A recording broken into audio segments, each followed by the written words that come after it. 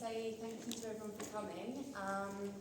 We're going to talk about kelp, and when I was realising this project, it's a continuation of Coast, which I've been working on for quite a few years, to visualise ocean issues using found and recycled materials. And I just thought it would be really interesting to have a panel discussion to complement the work and bring different people that somehow work with kelp and seaweed. So before I introduce the panel, I'll just go over a couple of housekeeping rules. We've got the toilet there, we've got a fire escape there, and the door you came in. Feel free to help yourself to more drinks and food. Just be at home, it's Friday night, and hope you have a lovely evening. Afterwards, we sort of need to try and be out by 9. So yeah, have some chat and all of that, but if we say you have to go, it's just because that's what I've been told. So welcome. And I'll just go along the panel. We've got Sophie Corrigan, who is a PhD researcher for Exeter University. Sam Hodge, who's a London-based artist at Chisenhall Studios, who I met a few years ago at my residency there, and she works a lot with found objects and natural pigments. And then we've got Costello, founder of Inland Sea clothing brand using seaweed fibre and organic cotton. So yeah, I'm going to let the panellists talk a bit more about their background, how it relates to kelp, and then they'll ask each other questions, and we'll open up questions to the floor. So, Sam, would you like to make a start? Hi, so I'm an artist working mostly with painting and printmaking. So although I'm based in London, I have a strong connection to the coast. I was born and brought up on the Kent coast, and I'm engaged in a project at the moment to walk around the whole coast of England and Wales. And I have an unusual background for an artist. I started off as a natural scientist, studying natural sciences, and then went on to study and work as a painting conservator. And so these two disciplines have kind of left me with an abiding interest in materials, how they behave and change, and how humans interact with them. And I work a lot with things that I find, and the coast is obviously an amazing place to find things, yeah, because the tide is washing things in and washing things out, and it's a place of constant flux. And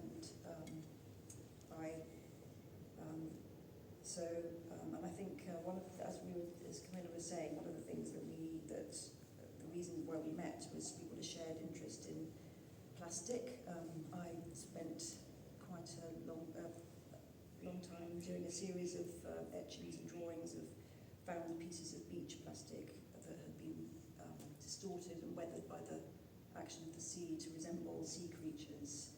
And so when Camilla was doing her project at Chisenhall, I kind of went to see and she was share that interest in washed up plastic.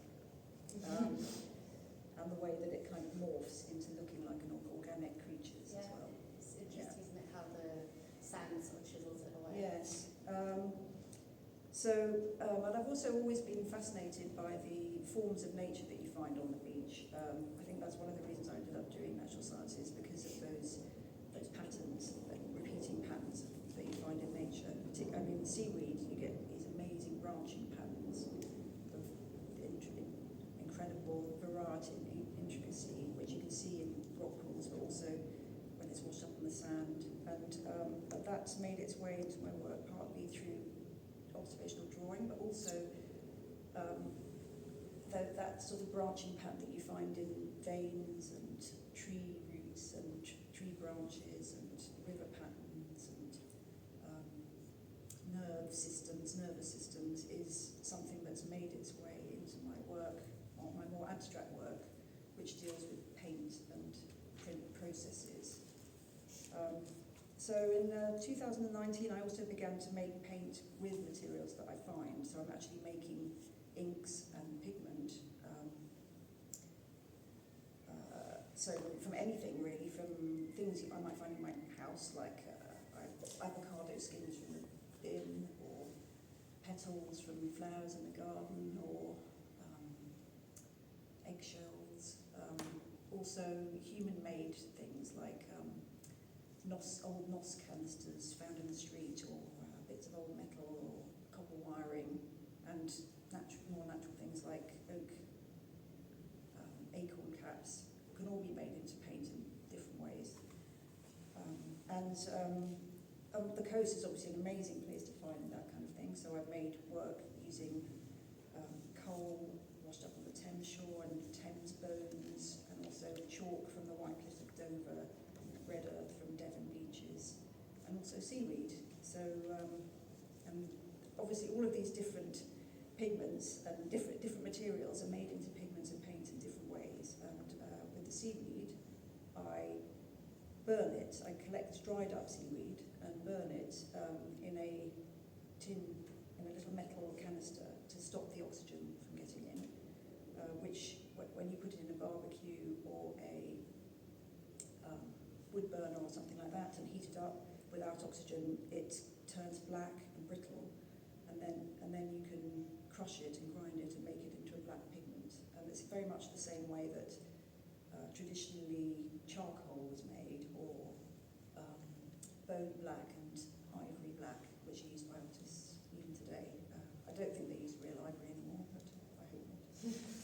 But it's the same sort of technique, burning without oxygen. And so I've used bladderwrack and kelp and dulse dried to make this black pigment, and it makes a beautiful black, slightly brownish black, which kind of separates into different colours as it dries and makes little tide lines. So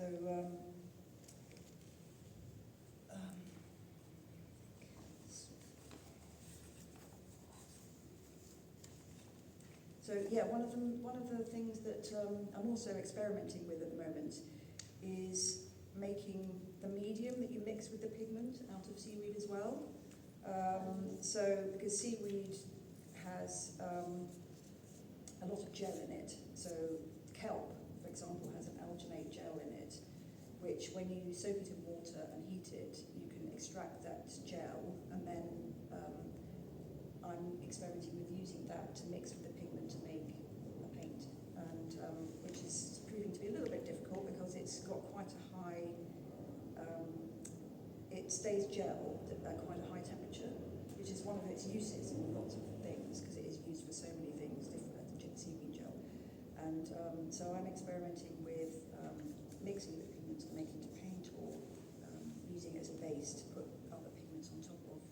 And in fact, traditionally, it's been used in paper marbling to thicken something. Carrageen, which is made from Irish moss and similar seaweeds, is a gel that's used in many, many different things, like toothpaste and I don't know what, endless different uses. But one of its uses is as a thickener for water, so that you can put paint on top, and it floats on the top of the gelled water, and then people you put a soaked piece of paper or cloth over the top of it, and you get marbled paper that's traditionally used in book binding and other things like that. So I'm going to be experimenting with that as well. Sounds really interesting. Yeah. And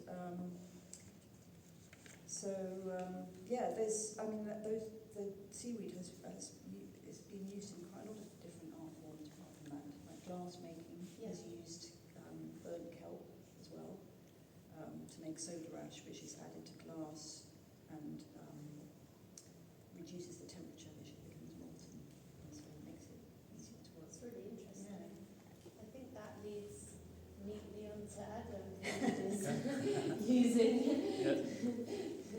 So I'll just tell the story of how I found seaweed, although I think someone once said to me, seaweed always finds you. For me, I started my clothing brand in 2017 called Inland Sea, and initially it was to raise awareness of plastic pollution, as you know, like you guys are doing, and this whole project is about, really. Plastic pollution in the sea. I'm a surfer, but I live in Cheshire and grew up in Cheshire, so it's quite hard to kind of like do surfing, so I sort of call myself an inlander, an inland surfer, but go to the coast as much as possible to obviously surf. So I kind of, I was living in Manchester at the time, and I could see obviously the huge issue with plastic and pollution, being a surfer and being amongst it all and seeing plastic bottles and basically rubbish and litter on the beaches, and obviously Surfers Against Sewage, everyone will know about, have campaigned about plastic for years and years and years. About 2017, I just wanted to create a brand that raised awareness of plastic pollution and how that, well, in the cities, how that ultimately ends up in the sea. So I found a t-shirt which was made out of recycled plastic bottles that you could use, and was probably one of the first independent clothing brands at the time to make a t-shirt using recycled plastic bottles, and it was obviously a bit of a talking point USP to sell the t-shirts, but obviously loads of people now use recycled plastic bottles in clothing. It's pretty much everywhere, and it's a goodish way of making clothing, although I don't do it. We don't want to do that at all anymore, because we totally feel seaweed has the answer to that, which I'll come on to. So 2017 was really pre-Greta Thunberg. It was kind of David Attenborough's Blue Planet, if you remember the Great Pacific garbage patch, and everyone was shock horror, and it became a bit more mainstream with the climate crisis. And I started a podcast called Things Can Only Get Greta with my partner Vic, so it's kind of a light-hearted take on the climate crisis, and we interviewed loads of different people, like the co-leader of the Green Party, and it was in that podcast, one of the guests we interviewed about seaweed, a gentleman called Alec Watt, who at the time he seemed to be literally the only person, when I googled seaweed farming or seaweed in the UK, he was the only one that came up, and got him on the podcast, and just basically that's where I learned that you could make, there was a fibre called sea cell which contained seaweed. So at that point it was a big light bulb moment for my brand, because it was completely on brand, it wasn't plastic anymore, and I could use this material which contained seaweed. So if we fast forward in years to 2020, it was at the end, it was the winter lockdown. I decided to do a crowdfunding using Kickstarter. We've got 3 kids in our house, and it was we've got a tiny house. So I decided to launch this crowdfunder in January of 2020 to fund making these t-shirts in the winter of the lockdown that we had, which was interesting, stressful time. But we did it. We raised just over £13,000 to create the project, and made just over 700 t-shirts which contained the seaweed in Lithuania, and imported them into the UK and distributed them around the world. So I'll just talk a little bit about what sea cell is, because sea cell is the only commercially available fibre which contains seaweed, and when I came across it I made a bit of a mistake, I think. I think I basically greenwashed myself and got a bit excited about seaweed, because it's not, I don't say it's a fibre that's made out of seaweed, it's a fibre that contains seaweed, because it's mainly made up of eucalyptus pulp, so it's a lensing process, if anyone's familiar with that, and then they basically add powdered seaweed to it, so it only contains about 4% seaweed in the actual fibre itself. So it's a little bit of a gimmicky fibre, I suppose, in terms of the seaweed element, but I find that it's a massive talking point at the end of the day, and it's setting the future for what I know is going to happen, or hopefully happen, with seaweed in clothing, and the higher percentages of seaweed that's going to be used in clothing, as you know, it's just the buzz around it, things like this is a total proof. So I've now, since we got the t-shirts made in Lithuania, with things like Brexit and just the changing landscape of the world, really, what's happened is, and more being in the right place at the right time, I basically started a relationship with sounds a bit weird, with a cotton mill, the only cotton mill in the UK, called English Fine Cottons, which is located in Cheshire, where we are, in a place called Duckenfield. So the northwest was massive, obviously, for cotton, at the turn of the century, at the Industrial Revolution. So there's cotton mills literally everywhere from where I live. So this is the only cotton mill that actually got restarted in 2017 that they restarted. So what I've done now is being the first person to import a sea cell into this country to then be spun with cotton. That it's a fully traceable cotton in the cotton mill in Duckenfield to create our own fabric, which is actually happening right now. So if we can fast forward by May, hopefully we should have we're hopefully making around 2,000 t-shirts, which will contain the sea cell, and by the end of the year I'm hoping to then just push that fabric into my brand a lot more and just create a brand that basically promotes the use of seaweed, and just have it as a massive talking point, because I think having a clothing brand is the way that you can connect with people and talk about seaweed, because if it's a hard thing to talk about in a day-to-day conversation or whatever. But if you go, say to someone, this t-shirt's got seaweed in it, and they'll be like, what? And then you can go on to say, oh, actually seaweed's amazing for carbon sequestration, the climate crisis, and there's just, it opens up, we're here talking about it now. So, yeah. Absolutely. I mean, that's again why I make installation on this scale, this sort of bright like this, is to get people talking, because as we sort of as we've been talking about seaweed seen as a kind of slimy, ugly brown thing, but I mean, Sophie, would you like to sort of tell us about your research and your insights to seaweed? Yeah, sure. So I'm a PhD researcher at the University of Exeter and the Marine Biological Association in Plymouth, and I also work with CFAS, which is a Centre for Environment, Fisheries and Aquaculture Sciences. My PhD looks at mostly kelp farming and how that's emerging in the UK and what the environmental impacts are. So aquaculture now forms about over 50% of total seafood consumption, and about 20% of that is algae and seaweed products.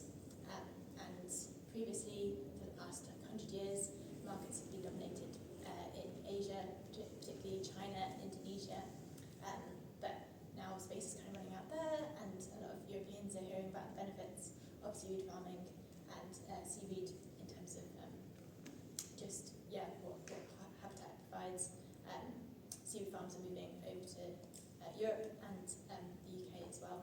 So I work with 2 seaweed farmers in the southwest to look at what impact their farms have on the environment and how that compares to wild kelp populations, and kind of the quantifying the services they provide us in terms of a whole range of things, from creating new habitat to carbon cycling, nutrient cycling, coastal protection by protecting from wave damage, etc. There's a lot we don't know about kelp, and at the moment, which is obviously a big issue because kelp forests are declining. My research looks at whether kelp farms can act as like a supplement for kelp forests, whether they interact with the environment in the same way, and whether we can get sustainable products from them as well. So obviously, Could you tell me a couple of reasons why kelp forests are declining? yeah. So big one is obviously climate change, which is the reason why most things are declining. That's causing kelps to shift their ranges to further to the waters they're suitable for, so temperature ranges. So a lot of kelps are moving northwards, which we've seen in the UK. There are some new species entering the UK, one called golden kelp, which was previously not recorded in the UK about 40 years ago, and now it's becoming prolific along UK shorelines, particularly on the south coast. But other things as well, so construction on coastlines, that causes a lot of surface runoff because it's preventing water from being trapped by things like forests, etc. So that's creating murkier water, which prevents kelps from photosynthesizing. So especially in the channel, and there's a lot of sediment runoff there, and that obviously means they can't expand. Other things like trawling, so that's where you've got destructive fishing practices that scour the seabed and remove basically everything from the seabed, not just the target fish they want to capture, but kelps as well. And yeah, we're seeing quite a lot of decline around the UK, which is concerning because we haven't even mapped all the kelp beds, and we don't really know what extent they will be able to recover afterwards. And with all these combined stresses, so it's not just climate change, it's not just increased sedimentation, it's not just trawling, it's the kind of triple threat from all of these, as well as other things like increase in coastal usage by things like boat clubs, etc., that then put their anchors down and rip up loads of kelp. So I think that's what the alarming thing is. We haven't fully quantified their benefits and what we're actually taking away from our coastlines before we destroyed them. So that's a big issue. Thank you very much, Sophie. So yeah, I'm wondering if any of you would like to ask sort of questions to each other before we open it up. A question for you. Yeah, go for it. And that is, how exactly is the seaweed made into a fibre and then made into something you can use? I mean, yeah. how's it combined with the cotton? Yeah, so they use a process called lensing, which I think is a bit similar to viscose, if you've heard of that. And so it's mixed with eucalyptus wood pulp, which I think is obviously like a pulp, and then I think it's like as far as I know, they will heat dry the seaweed into a powder, and then it's ground down into the powder, and then it's just literally mixed with the pulp. That's as far as I know, because it's like a painted process, so you don't actually see, there's a diagram that you can see, there's the t-shirts are over there, you can have a look in a bit, and it shows the diagram of how they actually make it. But because I'm now manufacturing the t-shirts in the UK using that material, and I have full control over the whole manufacturing process, I'm trying to prove a full, transparent and traceable chain. So I'm looking into like exactly how sea salt is made, and then I'll document it and say like this is the seaweed that's used. They use seaweed from Iceland, which is sustainably harvested using the big thing that chops the top of it off. So it's a good way of doing it. It's not like, because some people like I can't believe you are using seaweed in your t-shirts, and because they imagine that you're ripping up all this seaweed, but it's not. It's sustainably harvested. It's wild harvested seaweed. So at the moment they don't actually use a seaweed farm. So I imagine like in the future we hopefully use seaweed farms that would probably make a lot more sense than using wild harvested ones. I think maybe. So yeah, we'll try. I want to try and do. We've got the chance now to do it in the right way for manufacturing, and I'll try and have this model that's fully transparent, traceable, full supply chain. So yeah, that's all we know at the moment. Hopefully I'll know a little bit more in terms of how they actually do it, and also how these new companies are actually going to do it. I don't know how they're doing it. Because there are breakthrough companies like there's one called Algae in New York who seems to be the most advanced in creating a yarn out of seaweed, but it's not commercially available yet. But yeah, it'd be amazing to find out soon, hopefully. I've got a question. I've looked into seagrass as well. Like seagrass is obviously totally different to kelp and seaweed, but seagrass is on a massive decline as well. Because is it the Seagrass project or something? Yeah. Is it a similar sort of? Do they know? Is it a similar sort of situation with kelp? Do you reckon? Yeah, there's been a bit of a buzz about seagrass at the moment, and yeah, a huge restoration project that's happening. But similar things happening around the UK with kelp restoration. I think a lot more people are focusing on looking at what it does and the benefits it has. In Sussex, there's some information over there. There's a huge restoration project that a lot of people know about because David Attenborough got behind it. And they've protected a 300-kilometre stretch of the coastline, which is really great. And there's some research that's published like the past month looking at how the areas is a good thing, but they can't really use that area then if it's protected. But a new paper's come out to evaluate what this will do for us, and it's about £3.5 million worth of ecosystem services that this will provide. So yeah, hopefully similar restoration projects will crop up. But I think the problem is that at the moment we haven't got the information about the Kelp Forest to know that they're declining.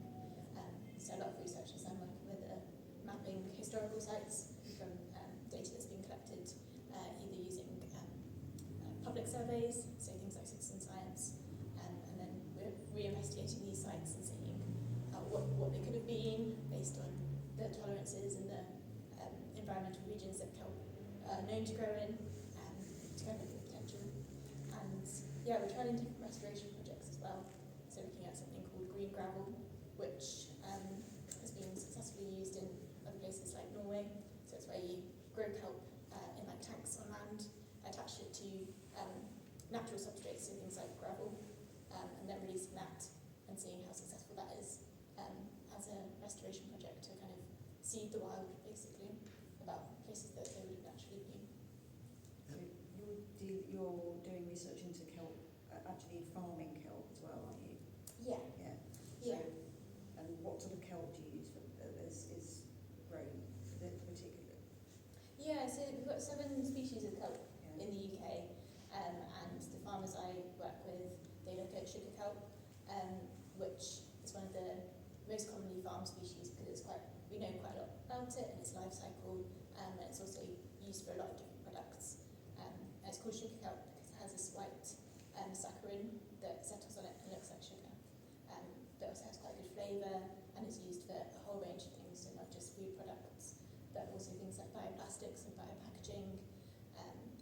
But yeah, there's other kelps that can be grown too. We use wing kelp, which is normally called Alaria, and that's really fine and has like a different taste and different texture.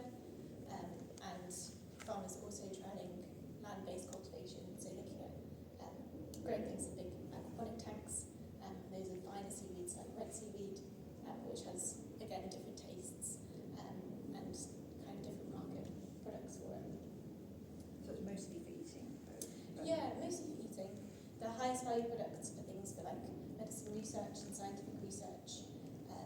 Then food products for humans, food products for animals. So a lot of seaweeds fed to cattle and been shown to reduce their methane output, which is great. One thing I was reading about is that people have started using it in 3D printing, so mixing it with other things to make it harder, and then 3D printing sort of stiff gels, which I think are being used in medicine quite a lot, which is really interesting. Yeah, a lot of science has been done to look at the applications of seaweed in science itself. So even back in the day when they first started growing different bacteria and penicillin in trays, that was grown on paper. Yeah. And yeah, again, for things like bioplastics and biopackaging, that can be used for a lot of seaweed because it doesn't have to be of particular quality like food products do. Yeah. One of the things that I've recently seen it being used for is that an agar, similar to the agar they use in petri dishes, has been used in painting conservation. So it is you're able to spray it at a painting, and it as a liquid, and then it sets into a gel quite quickly and draws the dirt off the surface of paintings, and then you can then simply peel it off, taking all the dirt off the painting, so you don't have to rub or sort of scrub or use damaging chemicals on the painting. That's amazing. Yeah, it's incredible. It's a great application. Yeah. I was going to ask, have you used seaweed for, I know you use it for dyeing for paintings, have you tried it on actual fabric? No, I haven't. What, for dyeing? I don't really use it for dyeing because it's more sort of particulate Pigment, So I do use dyes like in other things, but I think seaweed's not great for dyes because most of the pigments in it are very, very fugitive, so they disappear really quickly. Right. So you can see just on the beach that seaweed bleaches and becomes colourless quite quickly. And I actually have a friend who presses seaweed Yeah, and yeah. it looks I've done some absolutely recently. beautiful. Yeah, It's it's really, amazing, really yeah. beautiful. It's not But the it seaside doesn't nature, is last it? forever. It's because, I mean, it It's doesn't not. last for very long because if you put it Sarah, is it? No, No, seaside, yeah. No, Yeah. her name's Jo Crook and she's based in Devon. Right. And so those lovely colours, unfortunately, are difficult to extract and they don't last. Yeah.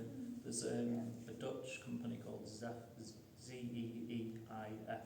who I've been in contact with, who are actually using it for dyeing fabric. So I'm hoping to use them, but the one they've not actually sent me samples, but they sent me pictures.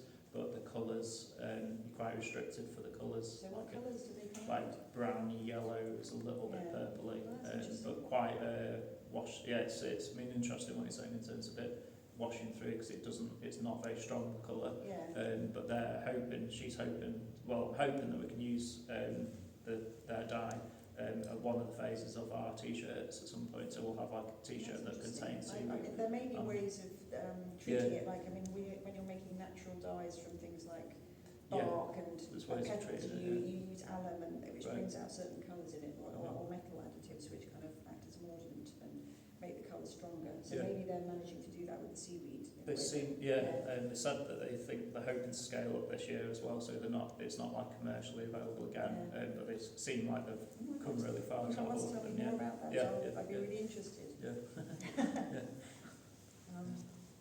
One question for Sophie. I mean, I've been really interested in the animals, like as we've spoken about, that use kelp for shelter and breeding grounds. If you're seeing sort of seaweed species, which are usually native to warmer waters, move up, are you seeing different wildlife, different animals inhabit them also, or is that staying consistent? Yeah, so that's one of the problems with range shifts that we see for climate change, is that not all species move at the same rate. So therefore, if the habitat is disappearing and the species haven't adapted to migrate with it, then that's a problem.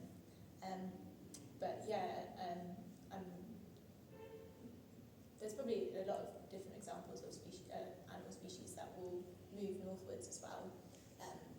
Sometimes they get trapped. So in places like the Mediterranean, there's only like a tight outflow. So if they haven't been transported by humans, then there's no way for them to get to the same places that seaweed is expanding. It kind of depends on their spawning patterns as well. So seaweed, they release their gametes, which then settle into new places that basically just spray them out everywhere. They're a lot more easily transferable compared to some things that might just lay their eggs in the sediment, etc. It's one of the problems we see with climate change in general is species moving at different rates to each other. And obviously happens naturally over time, but with accelerated climate change, there's a lot less time for them to adapt to it. Thank you. Right, I think it's a great point to open up questions to the audience. So if anyone has anything they'd like to say, just speak and wait your turn. Yeah. Question building on that potentially in terms of growing seaweed. So two parts. So how easy is it to grow it? Is it something that's quite challenging, or does it kind of grow like a weed?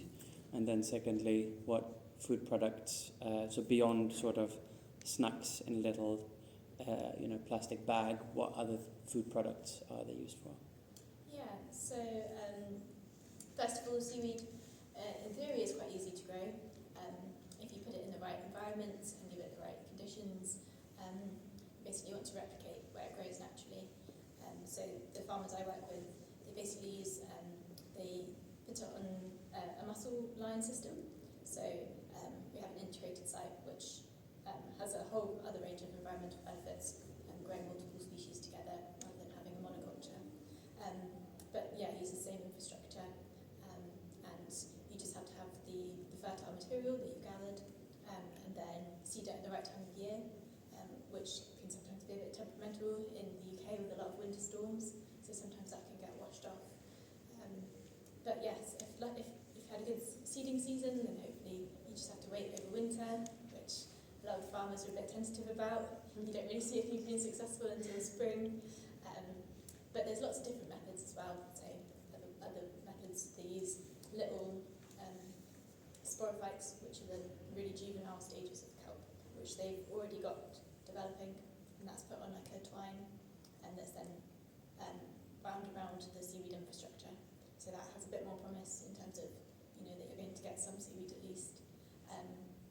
But yeah, then you just let it grow, and it's a completely natural process. You don't have to add any fertilisers, because you've got lots of nutrients in coastal waters, particularly because a lot of nutrient runoff from the land, especially if you've got a big farming area. And yeah, it doesn't need any fresh water, which is obviously a really scarce resource. So hopefully, if you've had a good seeding process, then it just will work for you, and then you just need to make sure you harvest it before a lot of sea life settles on it and starts to degrade it. So yeah, it's quite a quick harvesting window. You normally seed in November and then harvest in May or June in the UK. And secondly, for the uses of seaweed products, I think if you go into any kind of health food store, you see it in like little snacks and crisps, etc. But it's been used for hundreds of years for things like making rich stocks for broths and ramen, and loads of food products, like you've probably been consuming it without knowing, in your ice cream and your beers, and your seaweed-based thickeners. As Sam mentioned, it's used in a lot of vegan gelatin stuff. But you can buy it. It comes in like dried flakes, and there's not too much of it in the UK at the moment, but hopefully in the next few years you'll see a lot more in the health food stores, and then hopefully coming into mainstream supermarkets. It's traditionally used in places like Ireland to make set puddings and things like that, because of its gel quality. So they boil it and sweeten it with things and add milk. So it'd be like, a bit like a Irish panna cotta. So, Yeah, because not all seaweed has that really salty taste that you associate with the sea. So things like that, some of them have quite fine and delicate tastes. and you can soak them beforehand as well to get the salt off, I think. Yeah. Yeah. Yeah, they're not naturally that salty when you've eaten them if you've washed them properly. So hopefully there'll be more in the future. But at the moment, because seaweed degrades quite quickly, as we mentioned earlier, you don't normally buy it fresh, you normally buy it dried and then rehydrate it at home. I can use it in different things. There's lots of different types. There's sea spaghetti, which one of my friends works with, which grows in like really long, really beautiful underwater ribbons, and that can be then cut and then used for like noodles. So I know we're based in London, so it's not much coast to do foraging, but if you're over by the seaside, there's loads of different species that you can just forage, and as long as you're doing it on a small scale, then it'll be sustainable. You were saying earlier to me that it's quite difficult to get permission to set up kelp farms around Britain. Yeah, at the moment there's a bit of a licensing issue, because we don't really have the information about what effects they have, and there's a lot of competition for coastal space due to fishing and tourism as well. So there's a lot of people who keep approaching us being like, oh, can you help us set up a kelp farm? But it's not really us that can help, it's more the licensing bodies like Natural England and the Crown Estate who lease the seabed, etc. But yeah, hopefully our work is looking to promote, or at least make the industry transparent about what the environmental impacts are and what the benefits are, and kind of inform it from that perspective to try and encourage more licensing to be given, because once you put a seaweed farm in place, it basically protects it from fishing efforts and acts as like a de facto marine protected area. So hopefully in the future, with a bit more knowledge and a bit more public perception, it'll be easier. Yeah. It actually increases the amount of fish, the number of fish. So fishermen ought to really love it, not try and stop it happening. Yeah, you'd think, but they're quite tricky to persuade otherwise. I think a lot of them are quite set in their ways, but hopefully we're getting through a little bit. The UK is a perfect place for seaweed farms there, isn't it, as well, because of there's really strong tides, like the tidal flow is huge. So I think, I when I first found out about seaweed and like it being used and stuff, I wanted to create a system of investing in seaweed farms sequester carbon, as we talked about before. So I got on the whole trying to how do you go about getting a seaweed farm license, and I had so many other people trying to do exactly the same thing, and just coming up, it's so difficult to get a license through the Crown, because you're effectively renting, you have to rent the space effectively off the Crown, don't you? So it's a massive application, and I don't think the UK, the Parliament, Scotland's really good, isn't it? Ireland's a lot easier, but the English Parliament and everything is, well, we all know what it's like, but I think they don't have anyone there that actually deals with it, so it's like, hopefully it will start to happen in the coming years. Yeah, at the moment it's lumped. There's no, like you mentioned, there's no one to deal with seaweed farming as such. Yes. Like you have to apply for like a shellfish license, which is why a lot of the seaweed farms around the UK at the moment are partnered with shellfish farms, which hopefully, obviously seaweed is a plant, shellfish is a low trophic species, so they're low on the food web. So hopefully that will become easier to license than things like fish farms that have potentially negative impacts. Can you kind of put them next to fish farms and try and sort of use up some of the things that come out of the fish farm?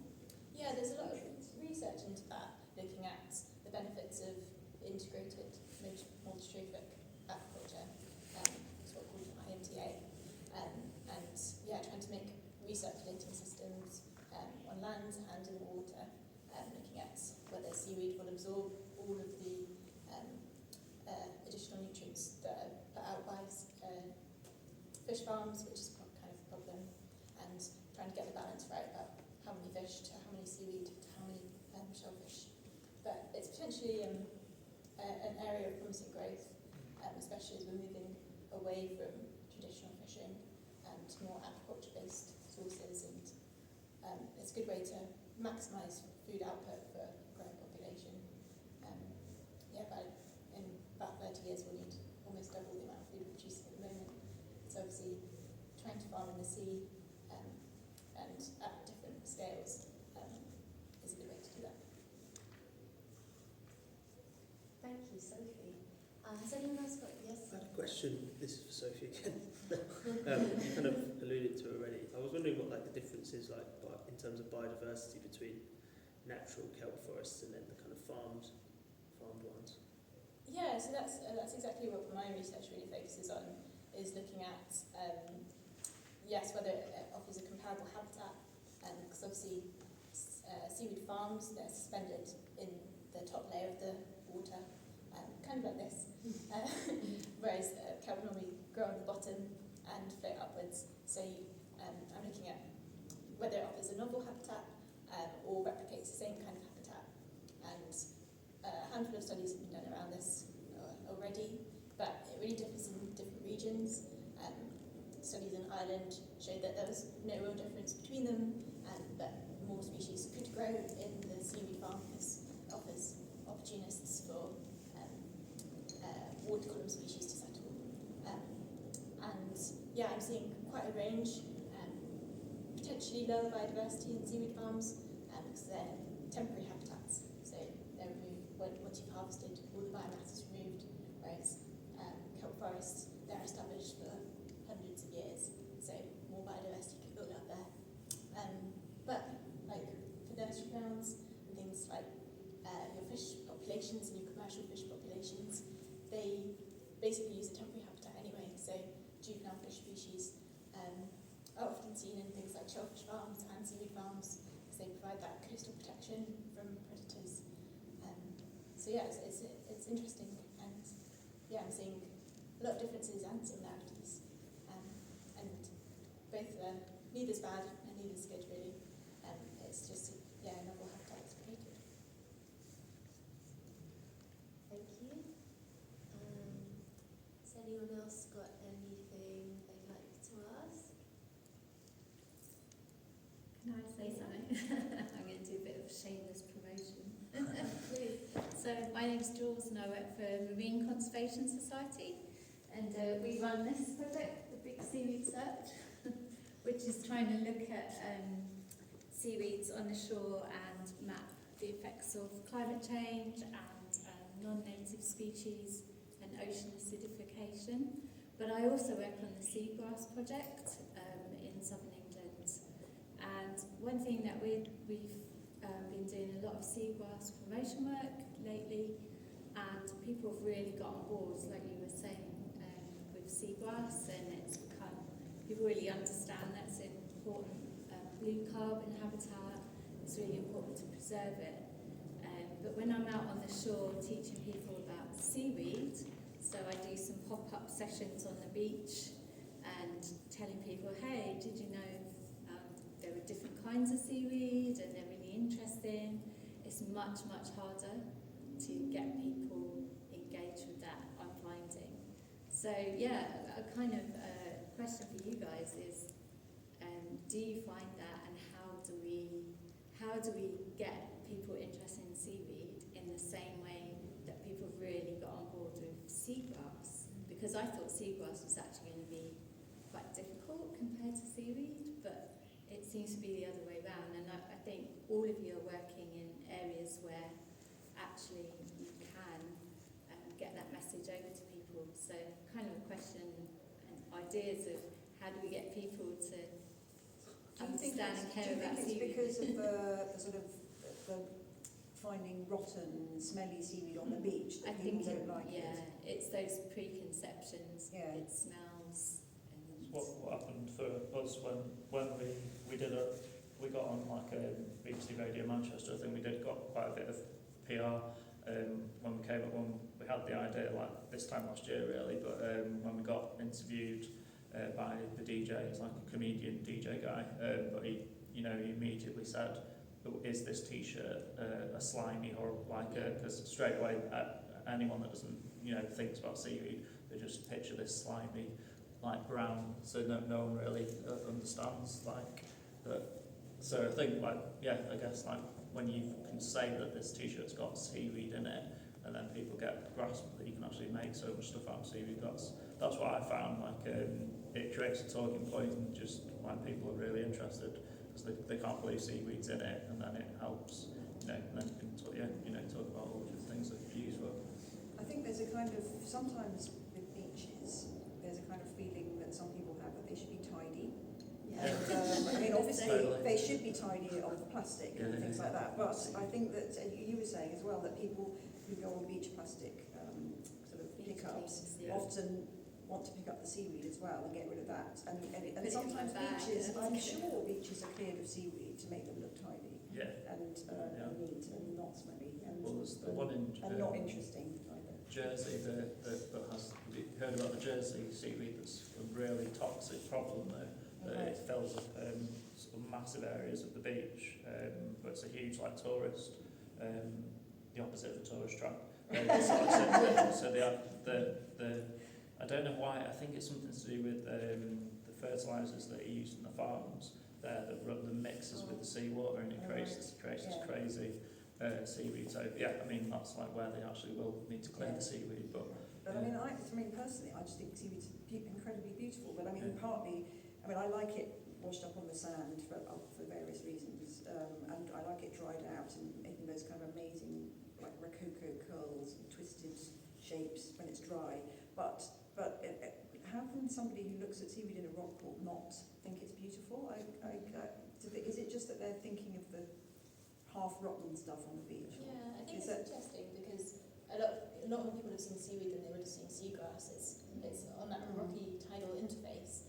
So any person who's been rock pooling will immediately, they probably look past the seaweed for crabs or starfish, etc.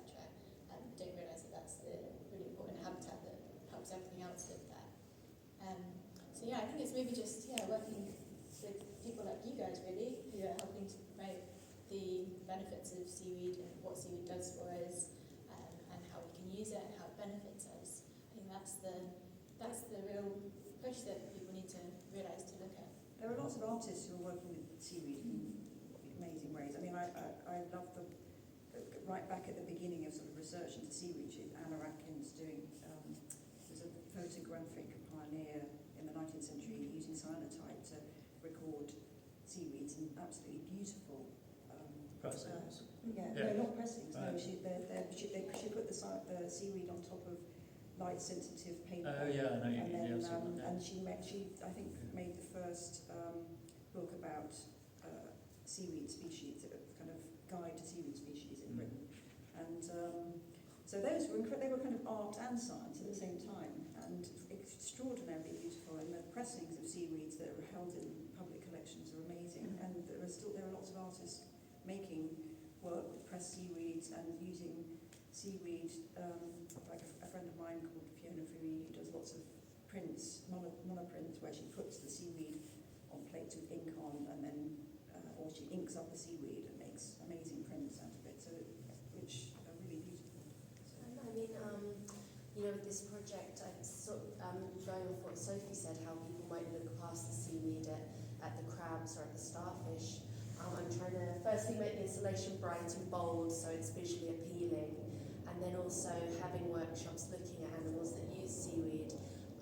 The aim is to get the link that, protecting and supporting seaweed allows these creatures to thrive, which then, goes on to larger ecosystems. So it's trying to make seaweed associated with the cute animals and make people see the importance that way. I think that's the thing, the difference between seagrass and seaweed is there's a preconception with seaweed that people just didn't know what seagrass was, so you didn't really have to overcome.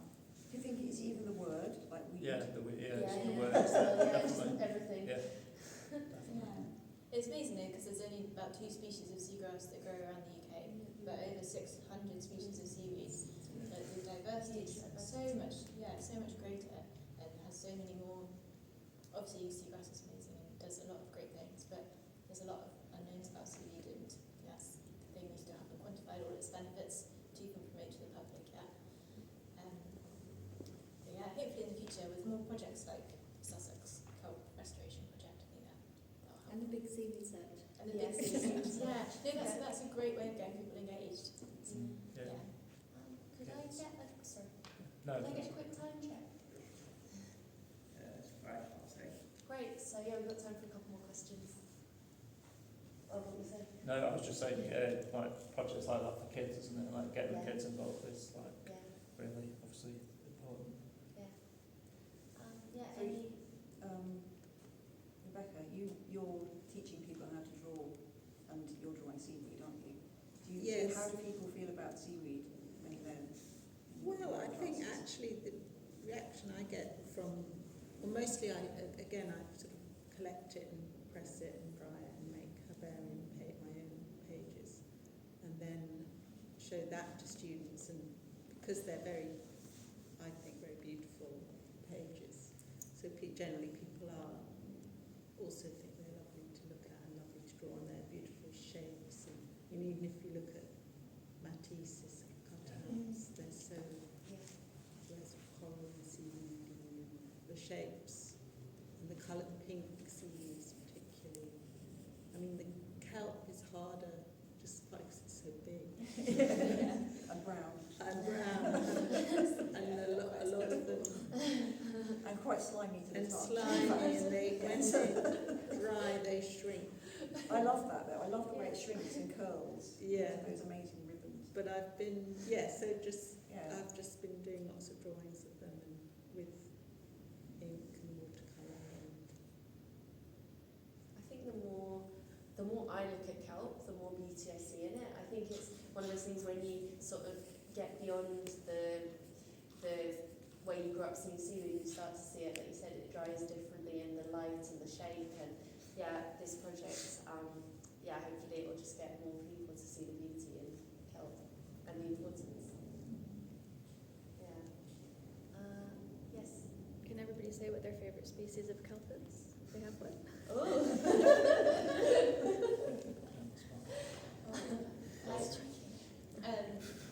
I mostly work with Saccharina latissima, which is sugar kelp.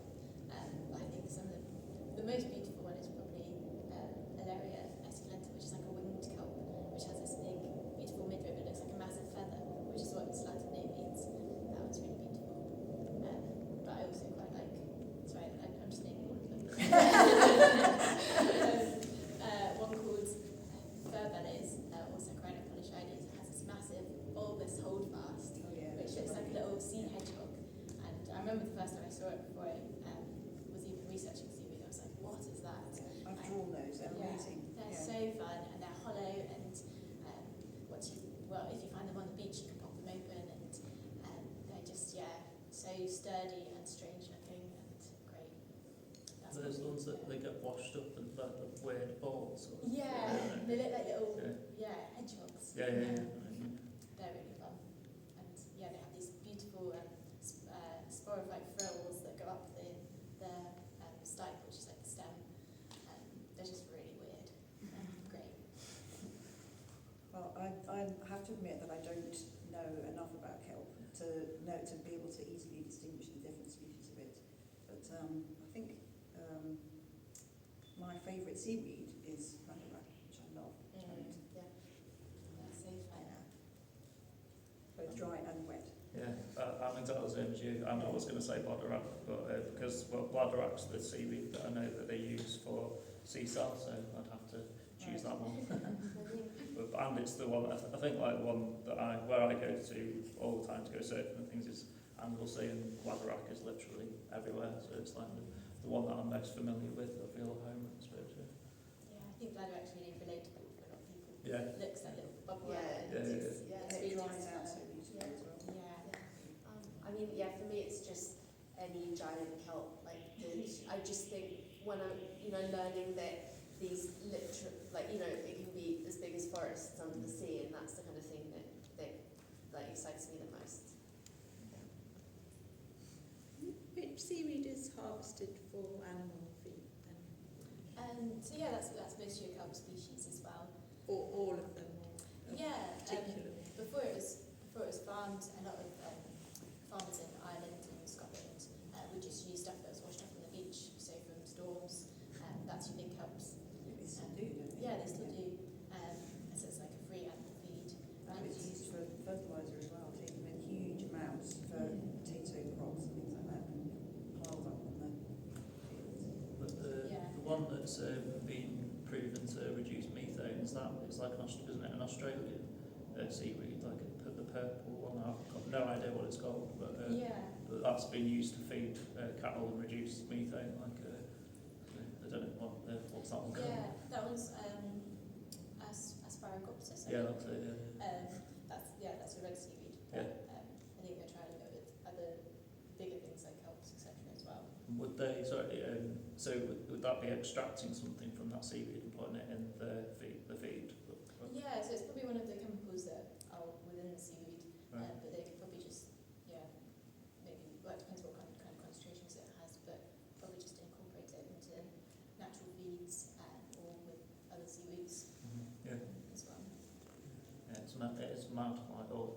When you go down the rabbit hole of seaweed and discover all it, and it's just like it does this if you feed it to a cattle, and it just seems like this massive miracle. I think it's because there's such diversity. Like 11,000 species growing. Yeah. And if you think about all the different applications of terrestrial plants, there are loads that we use terrestrial plants for food, medicine, etc. And we could do the same with seaweed if we know what properties each individual seaweed has. And because there's such a range, you've got your big browns like your kelps, etc. And your more delicate reds and greens. There's a lot more potential, and I think a lot of it is now being discovered. So it seems really exciting, and it should be. But it's been there all along. Yeah, it's great. Yeah. Since the dinosaurs, it's been there forever, hasn't it? Yeah, for a really, really long time. So yes, it's nice that people are starting to look at it and get engaged with them. Great. Anyone else?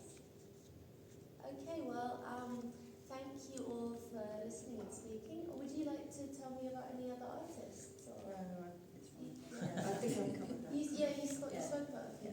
Yeah. Okay, great. Well, what I'll do is I'll put the lights on. Feel free to look around the artwork a bit more, have a drink, have something to eat. And if you want to talk to any of us personally, I think we'll all stay for a few minutes. Yeah.